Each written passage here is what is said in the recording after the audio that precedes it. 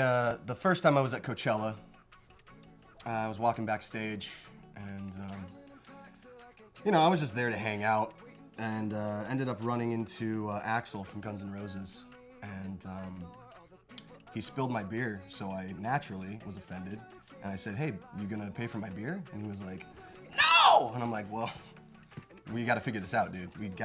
What are you gonna apologize?" He's like, "Nah!" So then I just socked him right in the face, and it's the best decision I ever made.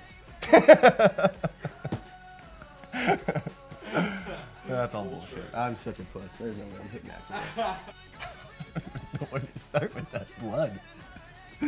Yeah, yesterday I was cleaning up my yard and I sliced my finger on a palm tree, and there was just so much blood. I rushed to the hospital, and they filled me up with plasma, and I'm here today. And the cut's not even there anymore. It's crazy, dude. Like, the technology's getting wild.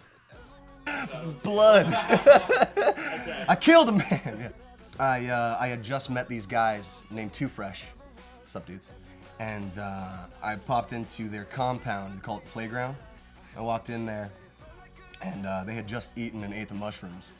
So I was like, well, let's get to work, you know? And we wrote like 5 songs in like an hour, just glossolalia all of our vocab, and it was brilliant. Thanks, Too Fresh. Oh, I should have saved the mushrooms for fucking pretty hot. God damn it. There was one time we were down south. We found a campground, and we had each eaten a quarter of mushrooms.